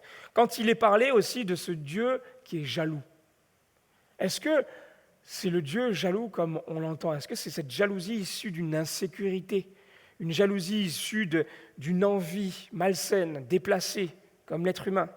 Eh bien non, bien évidemment que non. Pourquoi? Parce que le verbe en hébreu, kana, c'était en fait lié à un zèle, à une passion, mais dans le cadre d'une alliance. En fait, à ce moment-là, cette jalousie, comme on l'appelle, c'est plutôt quelque chose qui indique un amour exclusif, protecteur, comme celui d'un époux envers son épouse, parce qu'il y a une alliance qui est là. En l'occurrence ici, c'était l'alliance mosaïque. Et donc, quand il est parlé de cette jalousie, c'était justement pour répondre à l'exclusivité, à l'infidélité du peuple. Donc, on comprend par rapport à cela. Quand il est dit, si quelqu'un vient à moi, c'est Jésus qui va dire ça, si quelqu'un vient à moi mais ne hait pas son père, sa mère, etc., est-ce que c'est justement le mot haïr comme nous on l'entend? Eh bien non. Parce que ici, en fait, c'est plutôt une notion de préférence. C'est plutôt si quelqu'un aime plus qu'eux. D'ailleurs, il y a une version, je ne sais plus laquelle, qui traduit si quelqu'un ne préfère pas. Donc c'est dans ce sens-là. Ensuite, il y a le sens historique. Alors, voilà, le sens historique. Pareil, chaque mot a été utilisé dans un sens historique. Donc, dans l'histoire du peuple juif, en l'occurrence, des nations aussi environnantes. Quand Jésus va parler donc de faire ces 1000, un 1000, aujourd'hui, en fait, on peut se poser la question, mais pourquoi est-ce que Jésus dit ça? Quand quelqu'un t'oblige à faire un 1000, toi, fais-en 2, etc. Eh bien, quand on comprend l'histoire de l'époque, on comprend que, à l'époque, il y avait justement une coutume perse qui voulait que lorsqu'un messager perse portait un message impérial, il pouvait contraindre les habitants d'une localité à porter ses bagages sur un 1000. Et donc, en fait, c'était pour humilier la personne. En fait, c'était pris comme une humiliation. Et dans le contexte donc, de ce passage, c'est justement le fait de tendre la joue droite, tout ça, je ne sais pas si vous vous rappelez. Et en fait, Jésus est en train de dire, mais quand vous subissez l'humiliation, eh bien là, tendez la joue droite. Et bon, là, après, on va rentrer dans certains détails qu'on n'aura pas forcément le temps. On pourra en discuter en aparté. Mais il y a un contexte. Le terme de premier-né aussi, pareil. Qu'est-ce que ça veut dire? Premier-né, eh bien, ça a pour signification première l'autorité et la dignité, pas nécessairement le sens de premier comme nous on l'entend. Tout à l'heure, je vous ai parlé aussi de l'Éternel se souvint, voilà, en vue du salut. Il y a aussi à prendre en compte le sens figuré. Donc, quand on parle du bras de Dieu, on parle de la puissance de Dieu. Quand on parle de la bouche de Dieu, on parle de la parole de Dieu, etc., etc. Vous voyez? Donc là aussi, c'est à prendre en compte. Et puis, également, il y a l'étude comparative. C'est quoi? C'est le fait de comparer, en fait, les différentes utilisations d'un mot par un ou plusieurs auteurs. Je prends un exemple. Dans Romains chapitre 8, verset 21, il est dit « Mais maintenant, la justice de Dieu dont témoignent la loi et les prophètes a été manifestée indépendamment de la loi. » On a 2 fois le mot « loi » ici. Et on peut perdre pied, on peut se demander « Mais Seigneur, mais qu'est-ce que tu es en train de dire ?» Enfin, en tout cas, l'apôtre Paul, plutôt. Et en fait, on se rend compte que, ici, la première référence à la loi, c'est la Torah, c'est-à-dire les 5 premiers livres de la Bible. Quant à la deuxième référence, c'est la loi de Moïse. Donc, il y a vraiment une nuance. Cinquièmement, on est appelé aussi à comprendre la phrase. Donc, on a vu les mots, maintenant on va voir la phrase. C'est-à-dire que même si on ne maîtrise pas, comme je disais tout à l'heure, l'hébreu, le grec, aujourd'hui on a cette grâce d'avoir la Bible en français. Et c'est à nous, en fait, de scruter donc la grammaire française en se posant certaines questions, comme par exemple, par qui, pour qui, pourquoi, et puis quand. Si je prends le texte dans Romains, chapitre 3, verset 25, « C'est lui que Dieu a destiné par son sang à être, pour ceux qui croiraient, victime propitiatoire, afin de montrer sa justice, parce qu'il avait laissé impunis les péchés commis auparavant au temps de sa patience, afin, dis-je. » On peut se poser la question, mais où est-ce que l'auteur veut en venir? Eh bien, si on se pose justement les bonnes questions, donc comme je disais, par qui, pourquoi, quand, donc dans le cadre de la phrase, eh bien, par qui? C'est lui que Dieu a destiné, donc Jésus, par son sang, à être pour qui? Pour ceux qui croiraient, victime propitiatoire. Pourquoi? Donc, afin de montrer sa justice, parce qu'il avait laissé impunis les péchés commis, quand ça, auparavant, au temps de sa patience. Donc, ça nous permet d'avoir un éclairage un peu plus grand. Et puis, là maintenant, nous allons voir aussi les particularités de langage. Alors, je les ai un petit peu abordées tout à l'heure, et aussi on va voir par la suite. Mais parfois il y a des comparatifs. C'est-à-dire que, comme je disais, si quelqu'un vient à moi et ne hait pas son père, il y a cette notion de comparaison. Et dans les sens figurés aussi, comme je disais tout à l'heure aussi, on ne doit pas tout prendre de manière littérale. Parce que si vous lisez tout de manière littérale, malheureusement, l'œil, vous allez vous l'arracher, la main, vous allez vous la couper. Et il y en a qui ont fait en plus, c'est ça le pire. Donc il faut faire attention. Sixièmement, allez, on y est presque, distinguer les figures de rhétorique. Alors, là, je vais noter les principales figures de rhétorique. Vous n'êtes pas obligé de les apprendre dans le détail, c'est plus à titre informatif pour vous expliquer. Le tout, c'est de savoir que ça existe et de se dire, vu que ça existe, il faut que je fasse attention à cela quand je lis la parole. Par exemple, la première chose qu'on peut voir, c'est qu'il y a la typologie, des types. C'est quoi? La typologie, c'est en fait une préfiguration qui va avoir son accomplissement dans le Nouveau Testament. Ça peut être aussi un personnage. Par exemple, David, en tant que roi berger, c'est un type de Christ, de Jésus. Quand Jésus va dire, je ne sais pas si je l'ai mis, oui, dans Matthieu 12, 40, « Car de même que Jonas fut 3 jours et 3 nuits dans le ventre d'un grand poisson, de même le Fils de l'homme sera 3 jours et 3 nuits dans le sein de la terre. » Vous voyez, il reprend donc un texte de l'Ancien Testament en expliquant que finalement, ça c'est une typologie qui signifie qu'il va avoir donc son accomplissement dans le Nouveau Testament à ce moment-là, les 3 jours et 3 nuits dans le sein de la terre. Il y a également les symboles. Les symboles, ce sont des représentations d'une réalité spirituelle. Donc, ce n'est pas quelque chose qui va s'accomplir. Et il n'y a pas nécessairement une ressemblance entre le symbole et la réalité. Par exemple, comme vous le voyez, le symbole du Saint-Esprit, ça peut être l'huile. Mais ça peut être également la colombe. Le chiffre 12, c'est le symbole d'Israël, des 12 tribus d'Israël. On a également les métaphores. Une métaphore, c'est quoi? C'est une représentation spirituelle qui, contrairement au symbole, va trouver une certaine ressemblance à la réalité. Par exemple, quand on parle de la sécurité en Dieu, on va parler du refuge, de la forteresse, du rocher. Quand on va parler de la recherche de Dieu, quand on recherche Dieu, c'est la faim, la soif de Dieu. Et puis on a également les allégories. Les allégories, en fait, c'est quoi? C'est tout simplement une métaphore continuée. C'est-à-dire que dans la métaphore, on va prendre simplement un mot. Dans l'allégorie, en fait, c'est un mot qui sera développé sur plusieurs lignes, sur plusieurs phrases. Par exemple, on le voit, donc Paul va dire aux Galates, « Ces choses sont allégoriques, car ces femmes sont 2 alliances.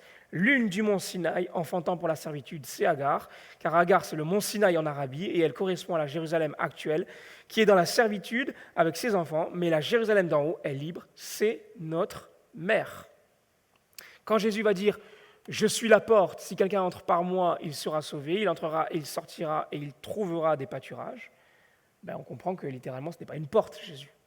On le sait. Mais c'est une allégorie. Pareil, on a également les hyperboles. Ce sont quoi? Ce sont des exagérations délibérées pour souligner une vérité et susciter une réaction chez le lecteur. Donc, quand David va dire « Mes yeux versent des torrents de larmes », on sait très bien que ce ne sont pas des torrents littéralement, mais il pleure abondamment. Et puis, dernier point, l'anthropomorphisme, qui est le fait de parler de Dieu comme s'il était humain. Donc, tout à l'heure, on l'a vu, le fait de parler du bras de Dieu, des yeux de Dieu, toutes ces choses. Et nous arrivons donc au 7e et avant-dernier point, replacer la phrase dans son contexte littéraire. C'est quoi? Et alors, on a vu tout à l'heure avec les pièges, faire attention au contexte. Et là, justement, on va développer un peu plus le contexte. Il y a tout d'abord, en premier lieu, Le contexte large, c'est quoi? Ce sont toutes les caractéristiques générales d'un livre en particulier. Donc, par exemple, l'auteur, qui est l'auteur, les destinataires, quel est le but de ce livre. Et puis, si on prend par exemple le livre, enfin l'Épître aux Romains, eh bien, dans le contexte large, on comprend que l'Épître aux Romains est divisé en deux sections. Il va y avoir la partie doctrinale, c'est-à-dire du chapitre 1 au chapitre 11, et les chapitres 12 au chapitre 16, c'est la partie éthique, pratique. Ensuite, il y a le contexte proche, ce sont tous les genres littéraires. Donc, on va le voir à partir du mois prochain. Genre littéraire, c'est quoi? Quand on regarde la Bible, on se rend compte que la Bible est écrite à travers différents genres littéraires. Il y a des récits, il y a des textes de loi, il y a des textes poétiques, il y a des textes prophétiques, il y a des textes apocalyptiques, il y a les évangiles et les paraboles, il y a les lettres et les épîtres. Et tous ces genres, en fait, possèdent des caractéristiques qui leur sont propres. Et on y rajoutait un œil, donc un peu plus profondément. Et puis, il y a le contexte immédiat. Le contexte immédiat, ce sont toutes les articulations au sein du texte lui-même. Comme je disais tout à l'heure, dans Jean chapitre 3 pour Nicodème, le texte commence par « mais », la conjonction de coordination « mais », et en fait, c'est justement une articulation qui nous permet de comprendre, de lier en fait la suite du récit avec la fin du chapitre 2. Et maintenant, on va voir les contextes qui sont un petit peu plus lointains au texte en lui-même. Le contexte historique, très important. C'est-à-dire que Dieu s'est révélé dans une histoire et à travers cette histoire. Et donc, tous les événements qui sont répertoriés dans la Bible sont liés au temps spécifique. Donc, par exemple, au temps d'Abraham, les adorateurs, qu'est-ce qu'ils faisaient? Ils érigeaient des autels partout où ils dressaient leurs tentes et ils offraient des sacrifices. Quand on arrive au temps de Josué, ça va être un petit peu différent, parce que les adorateurs devaient, enfin, à partir de Josué, jusqu'au second temple, ils devaient présenter leur sacrifice. Et puis, Dieu avait choisi un emplacement par la suite, en particulier donc à Jérusalem. Et puis après, il va y avoir le temple, donc à partir de Salomon. Donc c'est là que devait se passer l'adoration. Mais par contre, comme on l'a vu tout à l'heure, au temps de Jésus, les vrais adorateurs, eh bien, ils adoraient en esprit et en vérité. Donc ni sur le mont Garizim, ni à Jérusalem, sur le mont Morija, dans le temple, non. Et donc du coup, aujourd'hui, on peut adorer notre Dieu dans notre chambre, comme sur la route, en ayant les yeux ouverts, bien évidemment, et aussi dans l'église. Voilà, je vois que vous êtes toujours réveillés, donc c'est bien, félicitations à vous. Et puis on a aussi le contexte géographique. Là aussi, c'est important, parce que Dieu s'est révélé dans une réalité géographique. Nous devons prendre en compte toutes les localisations, les distances, l'état des routes, la nature, l'altitude des montagnes. Quand j'habitais en Israël, ça m'a permis d'ouvrir les yeux sur ça. C'est quand même assez incroyable lorsqu'il est parlé, il est question donc, de ce moment où, j'en avais déjà parlé dans une prédication, dans ce moment où Dieu va demander à Abraham d'offrir Isaac en sacrifice. À ce moment-là, il est à Beersheba, et Dieu lui demande d'aller sur une montagne en particulier, sur le mont Morija. Et je ne sais pas si vous avez déjà été en Israël, en tout cas si vous avez été à Beersheba, jusqu'au mont Morija, qui est donc aujourd'hui l'esplanade des mosquées, là où il y a le dôme, maintenant musulman. Eh bien, déjà jusqu'à Jérusalem, il y a quand même en voiture 1h30, 1h45 de voiture. Je vous laisse imaginer l'état des routes à l'époque. Donc d'Abraham, il avait son âne, il avait ses serviteurs, il avait son fils, il avait son bois, Et on le voit, en fait, ça a mis 3 jours, plus de 3 jours. Donc, c'est quand on comprend donc, cela, ça nous donne une autre perspective. À un moment donné également, dans l'Exode chapitre 10, verset 13, il est dit ceci: « Moïse étendit sa verge sur le pays d'Égypte, et l'Éternel fit souffler un vent d'Orient sur le pays toute cette journée et toute la nuit. Quand ce fut le matin, le vent d'Orient avait apporté les sauterelles. » Qu'est-ce que c'est le vent d'Orient? Eh bien, le vent d'Orient, c'est justement un vent qui venait depuis le désert. Et quand il arrivait, il desséchait tout sur son passage. On comprend mieux. Par la suite, on peut lire aussi, et ça c'est aussi intéressant, se poser la question, dans 1 Samuel chapitre 12, versets 18 à 19, il est dit ceci: « Ne sommes-nous pas à la moisson des blés? J'invoquerai l'Éternel, et il enverra du tonnerre et de la pluie. Sachez alors et voyez combien vous avez eu tort aux yeux de l'Éternel de demander pour vous un roi. » Samuel invoqua l'Éternel, et l'Éternel envoya ce même jour du tonnerre et de la pluie. Tout le peuple eut une grande crainte de l'Éternel et de Samuel. Et tout le peuple dit à Samuel: « Prie l'Éternel ton Dieu pour tes serviteurs, afin que nous ne mourions pas, car nous avons ajouté à tous nos péchés le tort de demander pour nous un roi. » On pourrait se demander, mais pourquoi est-ce que le peuple a peur à ce moment-là? En fait, finalement, pourquoi est-ce qu'ils sont impressionnés lorsqu'ils vont voir la pluie et le tonnerre? C'est, encore une fois, la moisson des blés. À ce moment-là, ils sont durant la moisson des blés, c'est-à-dire au mois de mai à peu près. Sauf que quand on est en Israël, en fait, il n'y a que 2 saisons en général, l'hiver et l'été. Donc à partir du mois d'avril, je peux vous dire que le soleil commence à taper jusqu'environ au mois d'octobre, et ça tape fort. Donc, quand au mois de mai, il y a un mois où il n'y a jamais de pluie, quand Samuel prie et que la pluie avec le tonnerre arrive, ben on peut comprendre que les gens ont eu peur, ont été impressionnés. Ils ont dit, mais oui, effectivement, Dieu agit. Donc vous voyez, c'est toutes sortes de petits détails en fait qui sont dans le texte, on les lit, on n'y prête pas forcément attention, mais en fait c'est intéressant. On se rend compte un peu plus de l'ampleur de la chose. Et puis, un dernier contexte, c'est le contexte culturel. Là aussi, c'est intéressant. C'est tout l'ensemble des coutumes liées à la vie quotidienne, donc matérielle.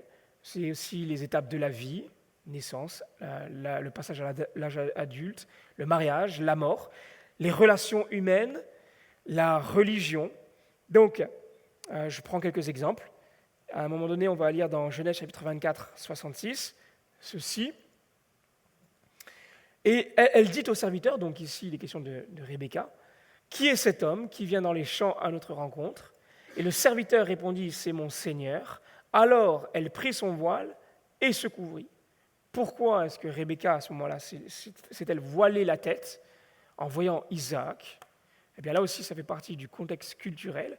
Une femme honnête à l'époque ne se montrait jamais en dehors de son voile.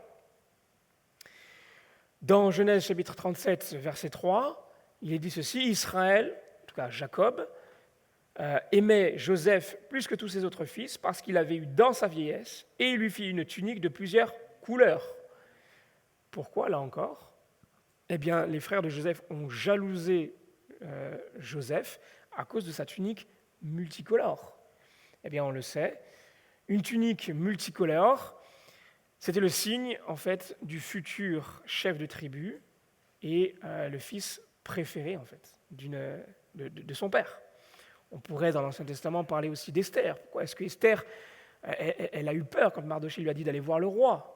Mais là aussi, pareil, parce que si le roi ne t'appelait pas et que tu allais de ton propre gré, il pouvait te tuer. Donc elle avait peur, c'est normal, même si tu étais la reine. Dans le Nouveau Testament, maintenant, on prend ce texte. Là aussi, c'est quand même tout un texte. Jésus qui va dire « Malheur à vous, scribes et pharisiens hypocrites, parce que vous ressemblez à des sépulcres blanchis, qui paraissent beaux en dehors et qui au-dedans sont pleins d'ossements, de mort et de toute espèce d'impureté. » Pourquoi est-ce que Jésus compare donc les scribes et les pharisiens à des sépulcres blanchis? Parce qu'à l'époque, dans le contexte culturel, plusieurs fois par an, les Juifs, qu'est-ce qu'ils faisaient? Ils blanchissaient avec du mortier, donc, la petite construction, en tout cas la construction en mortier, donc sur la tombe. Et donc, ça donnait, d'un point de vue extérieur, une belle apparence, et pourtant à l'intérieur, il y avait la mort qui était là. Donc c'était fort quand il va dire ça aux pharisiens. Pourquoi Jésus va dire également « ne saluez personne en chemin ».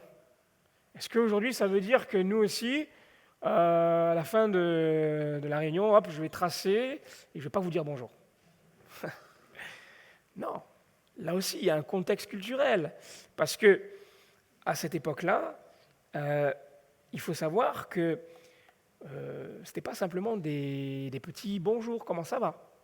On disait oui, shalom, shalom, mais après on prenait des nouvelles sur la santé, on prenait des nouvelles sur les affaires, on faisait toutes sortes de révérences et ça pouvait durer plus d'une demi-heure. Donc c'était très long. Et là, on est justement dans un contexte où il n'y avait pas de place à un moment de répit. Jésus voulait vraiment que le royaume de Dieu avance. Quand il est dit que Marie a choisi la bonne part, là aussi, elle était au pied du maître.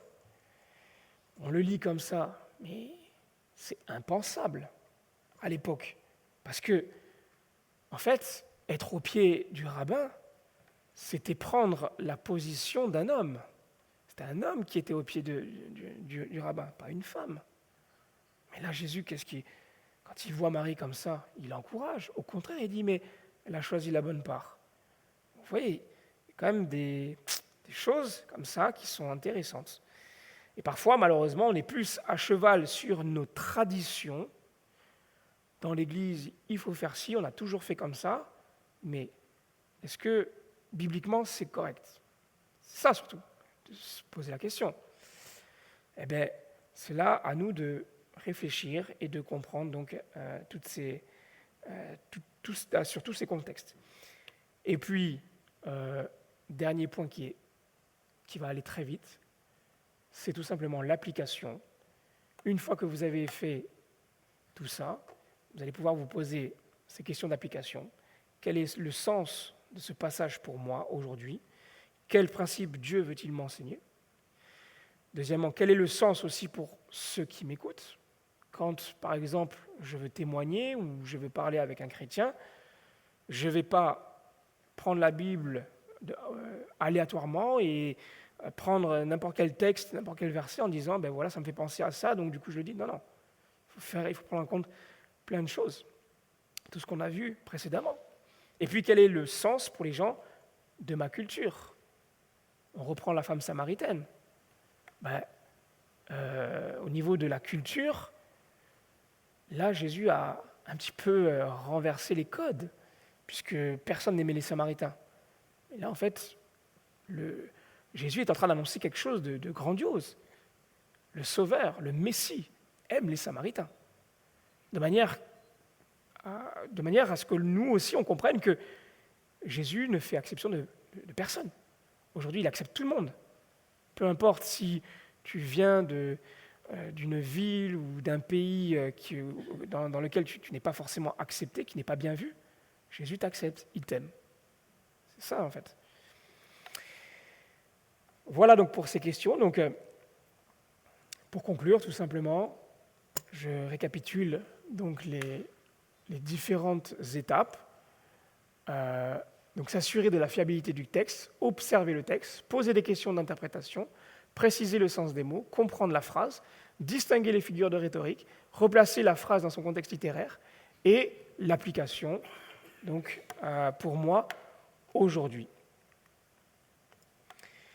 Donc si je résume, on a vu tout d'abord l'équipement qui va nous permettre, qui va nous aider en tout cas à interpréter les textes.